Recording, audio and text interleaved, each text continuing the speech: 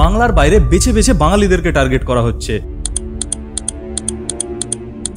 কখনো দোকানে গিয়ে হুমকি দেওয়া হচ্ছে, আবার কখনো তাদের ঘর ভেঙে গুড়িয়ে দেওয়া হচ্ছে। পেহেলগাঁও অ্যাটাকের পর একের পর এক শুধুমাত্র প্রবাসী বাঙালিদেরকেই টার্গেট করা হচ্ছে।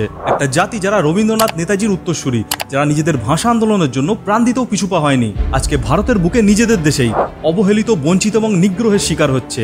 কারা এই মানুষগুলো?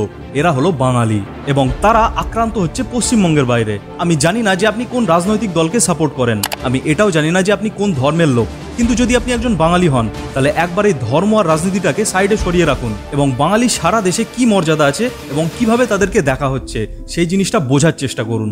অনেকে ভিডিওটা দেখার পরে বলবে, কই ব্যাঙ্গালোর, পুনে, মহারাষ্ট্রে তো অনেক বাঙালিরা থাকে, তাদের তো অসুবিধা হয় না। নিশ্চয়ই, সেটাকে অগ্রাহ্য করছি না, কিন্তু পুনে, ব্যাঙ্গালোর এবং মহারাষ্ট্রের লোকও কলকাতায় থাকে, কিন্তু কোনোদিন শুনেছেন সে মহারাষ্ট্রের লোক বলে তার ঘর ভেঙে গুড়িয়ে দেওয়া হয়েছে? বেশিরভাগ ক্ষেত্রেই গরিব মজদুর বাঙালিরা আক্রান্ত হচ্ছে, ফ্ল্যাটে থাকা বড় লোকগুলো নয়। আবার অনেকেই বলবে যে বাংলাদেশ থেকে যে মুসলিমরা ভারতে ঢুকে আসছে সেই বিষয়ে কথা বলো। আমি জানি এই কমেন্ট আমি আগেও অন্য ভিডিওতে পেয়েছি। আমি তাদেরকে রিকোয়েস্ট করবো, বাংলাদেশিদের নিয়ে একটা ডেলিকেটেড আমার ভিডিও আছে, দয়া করে সেটাকে দেখুন। এই ভিডিও কোনো রাজনৈতিক দলকে সাপোর্ট করার জন্য নয়, এই ভিডিও কোনো বিদ্বেষ ছড়ানোর জন্য নয়, এই ভিডিও সেই হাজার হাজার বাঙালির কণ্ঠের প্রতিবাদ যারা আজও দেশের অন্যান্য প্রান্তে তাদের নিজস্ব আসল পরিচয় গোপন করে রাখতে বাধ্য হয়। কেন? কারণ তারা বাঙালি, এবং আজকে এই বাস্তবটা তাদের জন্য বিপজ্জনক হয়ে দাঁড়িয়েছে। কিন্তু কেন আমি আজকে এই কথাগুলো বলছি? উদাহরণ শুনলে আপনার মাথা খারাপ হয়ে যাবে, শুধু একটু ধৈর্য ধরে দেখতে হবে। উড়িষ্যায় মালদার 40 জন পরিযায়ী শ্রমিককে মারধর করা হয়, কুরুচিকর মন্তব্য করা হয় এবং হুমকি দেওয়া হয়। ব্যাঙ্গালোরের একটি স্কুলে এক বাঙালি পড়ুয়াকে মারধর করা হয় কারণ সে স্থানীয় ভাষা জানতো না। মুম্বাইয়ের একটি লোকাল ট্রেনে বাংলায় কথা বলার জন্য এক বাঙালিকে কটূক্তিকর মন্তব্য করা হয়। গুজরাটের একটি আবাসনে বাঙালির দুর্গাপুজোর অনুমতি দেওয়া হয় না। দিল্লির একটি স্কুলে বাংলা নববর্ষ পালন করতে দিতে বাধা দেওয়া হয়। ব্যাঙ্গালোরের একটি হাইরাইজ সোসাইটিতে বাঙালির রান্নার গন্ধ নিয়ে আপত্তি জানানো হয়। হরিয়ানায় থাকা একজন পরিযায়ী বাঙালিকে শুধুমাত্র ননভেজ খাবার কারণে ফ্ল্যাট ছাড়তে বাধ্য করা হয়। এই রকম উদাহরণ দিতে দিতে রাত কভার হয়ে যাবে, কিন্তু ভিডিও শেষ হবে না। যদি রিসেন্টের ঘটনা বলি, তাহলে একটা মিষ্টির দোকানে গিয়ে বাংলায় কেন বোর্ড লাগানো আছে সেই প্রশ্ন জিজ্ঞাসা করছে গুজরাট পুলিশ।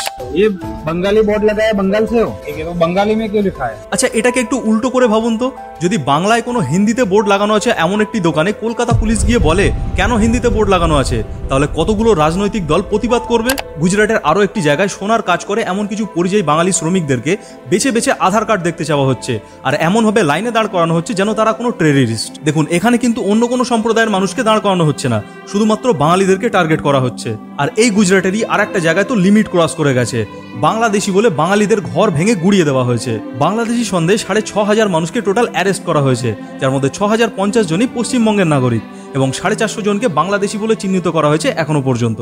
সোমবার রাত পর্যন্ত ওই অভিযানে প্রায় 6,500 মানুষকে আটক করা হয়েছে বলে পুলিশ জানায়। তাদের মধ্যে অবশ্য মাত্র 450 জনের ব্যাপারে নিশ্চিত হওয়া গেছে যে তারা বাংলাদেশি এবং বেআইনিভাবে গুজরাতে থাকছিলেন। তাছাড়া কিছুদিন আগে দিল্লির চিত্তরঞ্জন পার্কে একটা ঘটনা ঘটেছিল, যেখানে মন্দিরের পাশে বাঙালি মাছ ব্যবসায়ীদেরকে মাছ বিক্রি করতে বাধা দেওয়া হচ্ছিল।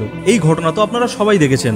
আর এরকম ছোট ছোট অভিযোগ প্রতিদিন আসে বাঙালিদের ওপর হেনস্থার। আর আমাদের দুরবস্থা দেখুন, আমরা এগুলোকে দেখেও অগ্রাহ্য করে যাই। আমরা চিন্তা করি আমরা আমাদের জায়গা তো ভালোই আছি, বাইরের কথা ভেবে লাভ কি? কিন্তু বিষয়টা এমন নয়। প্রশ্ন হলো, শুধুমাত্র বাঙালিদেরকেই কেন বাংলার বাইরে অবাঙালিদের হাতে আক্রান্ত হতে হচ্ছে? এটা কি শুধুমাত্র ভাষার দ্বন্দ্ব, নাকি এর পিছনে আরো গভীর সামাজিক, অর্থনৈতিক এবং রাজনৈতিক কারণ রয়েছে? প্রধান কারণ হলো ভাষা এবং ভিন্ন সংস্কৃতি। ভারতের একাধিক জায়গায় নিজের মাতৃভাষাকে কেন্দ্র করেই আত্মপরিচয় গড়ে তোলা হচ্ছে, আর বাঙালিদের বাংলা ভাষা অনেক জায়গায় বহিরাগত বাংলাদেশি ভাষা বলে চিহ্নিত হয়। অন্য রাজ্যে অনেক সময় স্থানীয়রা মনে করেন যে বাঙালিরা তাদের চাকরি কেড়ে নিচ্ছে, তার কারণ বাঙালিরা বেশি শিক্ষিত এবং কম বেতনে কাজ করতে পারে। ঠিক যেমনটা হায়দ্রাবাদে হয়েছিল। ব্যাঙ্গালোরের একটি আইটি সেক্টরে বাঙালি সংখ্যা বৃদ্ধি পাওয়ায় স্থানীয়রা প্রতিবাদ করেছিল। বাংলার সংস্কৃতি, সাহিত্য এবং খাদ্য অভ্যাস অন্যান্য রাজ্যের তুলনায় অনেকটা ভিন্ন, আর এই ভিন্নতাটাই বাঙালির জন্য কৌতুক এবং বিদ্বেষের কারণ হয়ে দাঁড়ায়। যেমন দুর্গাপুজোর বিরোধিতা, সরস্বতী পুজোর বন্ধের দাবি এবং বাঙালির মাছের গন্ধ নিয়ে উপহাস। ধর্মীয় বিভাজন, বিশেষ করে সিএএ এবং এনআরসির পর উত্তর পূর্ব ভারত এবং আসামে বাঙালিদের উপর নজরদারি এবং অবিশ্বাস আরও বেড়েছে, যার ফলস্বরূপ বহু হিন্দু এবং মুসলিম বাঙালির নাম আসামের এনআরসি তালিকা থেকে বাদ পড়েছে। সব থেকে বড় বিষয় কি জানেন? জাতীয় মিডিয়াতে বাঙালিদেরকে নিয়ে ভুল বার্তা পরিবেশন হয়, যার ফলে তারা মনে করে যে বাঙালিরা একটু ভিন্ন এবং বিপজ্জনক। এরকম বহু ছোট বড় কারণের জন্য প্রবাসী বাঙালিদেরকে বাংলার বাইরে আক্রান্ত হতে হচ্ছে, এবং বিশেষত বাংলায় কথা বলে তার মানেই সে বাংলাদেশি। এই ভুল ধারণাটা বাংলার বাইরের রাজ্যের মানুষের মস্তিষ্কে ঢুকে গেছে। এবার বিষয়টাকে একটু উল্টোভাবে ভেবে দেখুন। বাংলায় যে ভিন রাজ্যের লোকেরা এসে ব্যবসা করছে অথবা থাকছে তাদের অবস্থা কেমন? আপনি কি জানেন যে বাংলার রাস্তার আশেপাশে যেসব চায়ের দোকান, গাড়ির স্পেয়ার পার্টসের দোকান অথবা মোবাইল রিপেয়ারিং এর মতো দোকান গজিয়ে উঠেছে, তার মধ্যে বেশিরভাগেরই মালিকানা বাংলার বাইরের অবাঙালিদের। গুজরাট, বিহার বা উত্তরপ্রদেশ থেকে আসা এই মানুষগুলোর ব্যবসা আজ বাংলার অর্থনীতির একটা গুরুত্বপূর্ণ অংশ। কিন্তু প্রশ্ন হলো, এরা বাইরের রাজ্য থেকে এসে কি করে বাঙালিদের অধিকারের জায়গায় ব্যবসা করছে? গুজরাটিদের ব্যবসার দক্ষতা সবাই জানে। তারা বাংলায় মূলত হীরের ব্যবসা, জামাকাপড় হোলসেলের ব্যবসা এবং ম্যানুফ্যাকচারিং ইউনিট খুলে বসেছে।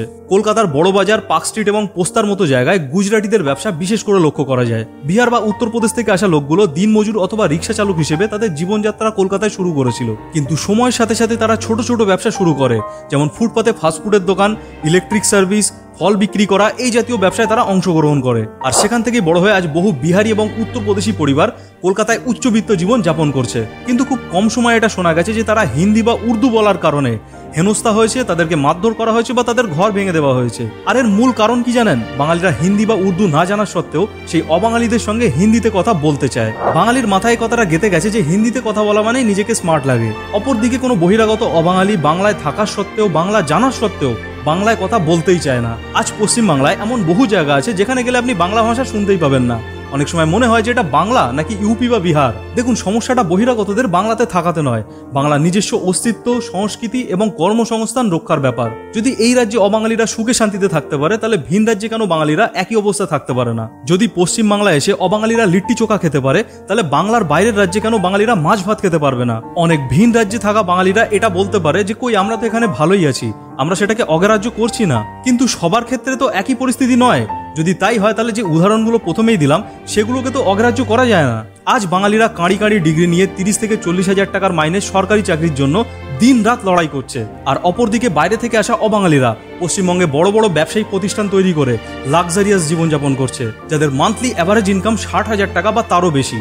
আচ্ছা, এত কিছু শোনার পর আপনার মনে হয় না যদি ওরা করতে পারে তাহলে বাঙালিরা কেন ব্যবসা করতে পারবে না? ছোটবেলা থেকে আমাদের মস্তিষ্কে এটাই বসিয়ে দেওয়া হয় যে সরকারি চাকরিই করতে হবে।